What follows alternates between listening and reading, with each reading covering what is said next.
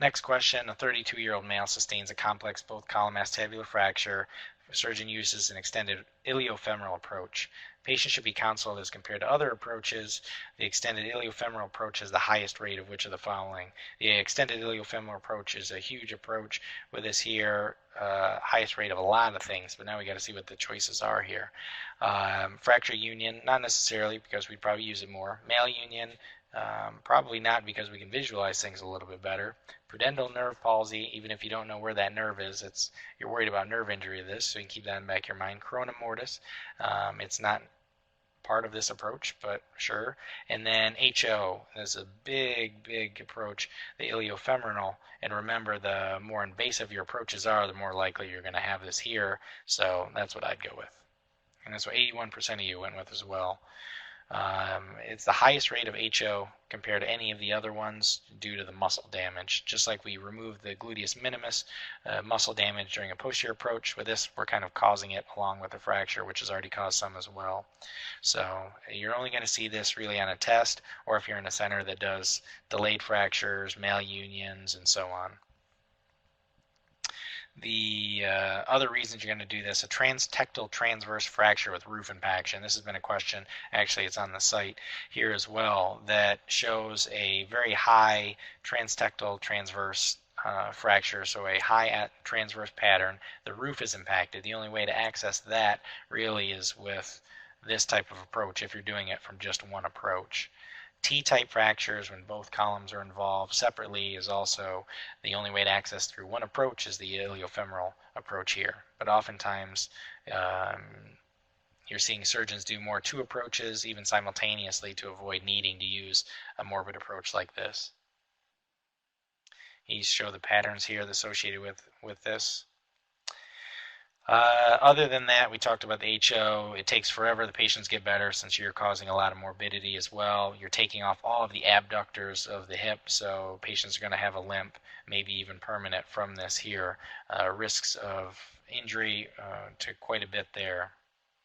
So you can put in lots of metal like this, which is all fine and dandy there, but you're going to cause a lot of HO and long-term issues with this.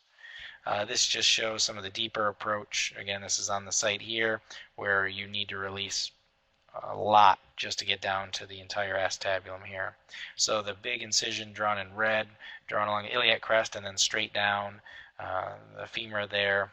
Here you can see a real life dissection of this, how large this approach really is here. You're taking off the abdominal musculature to look on the inside of the pelvis. You are taking off the external aspect, the muscles on the pelvis as well. From this. Step by step, if you want to go through this, it's on the site.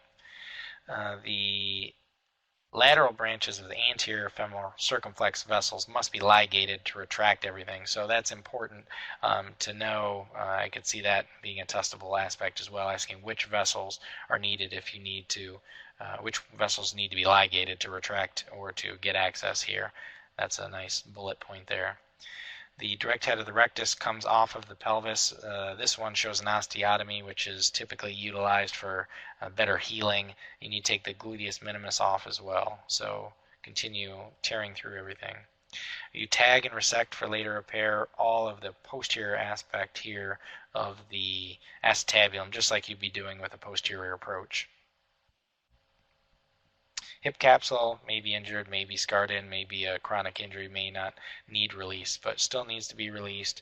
And then you're elevating all of the external musculature off the pelvis as well as the internal by releasing your rectus and then continuing to go into the pelvis, taking off your abdominal muscles more anteriorly and then elevating your iliacus muscle just like you would with a lateral window type approach.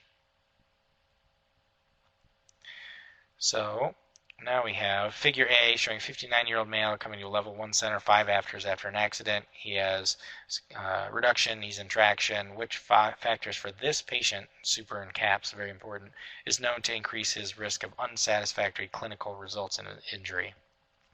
Gets away from the acetabular fracture a little bit here, but talks about the time to close reduction of his hip, which looks like it was about 5 hours. Mechanism of injury, MVC, Lots of people have those. Patient's gender, patient's age, and then the transfer to a level 1 center.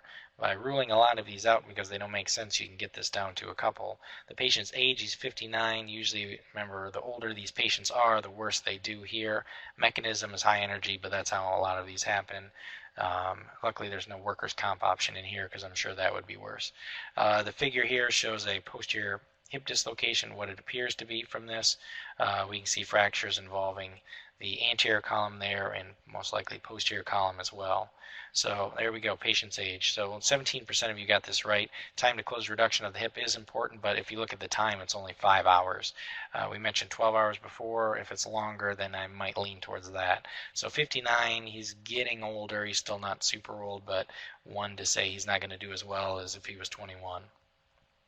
In fact, there you go, the age cutoff for this, 55 years being the independent risk factor for this here. After his closed reduction, they showed the plain film, or that may actually not even be before the closed reduction, or a poor attempt at that. A CAT scan would be the next step.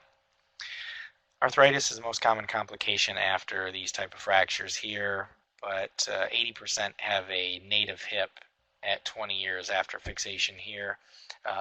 Risk factors, the older we are, which means worse bone, it's not going to hold up as well. Associated fracture patterns, femoral head injury, which is very common with the dislocation, especially if it's been out for quite a while or somebody's not fully putting them to sleep before they reduce these. These can be treated with a hip arthrodesis or total hip long term. And then HO, the bigger the approach, the bigger the injury, the more likely it is to have this here. The ways to treat it, indomethacin has been tried and it's been tested here as well, and low dose external radiation there. They haven't gone into which one to order, any of that as of late, so a little bit of that is controversial. There's a good amount of papers on that as well. Next question, which of the following activities produces greater hip joint contact pressures than full weight bearing during normal gait? So what is worse than full weight bearing for any of these patients here? I mentioned that before. Remember what standing up does from a seated position there. This is just saying it in a different manner. Rising from a chair using the affected leg. So 2 different years they've asked this question, so it's probably going to pop up again. 80% of you got this correct, and that involves the severe hip reactive forces on the posterior superior aspect of the acetabulum there.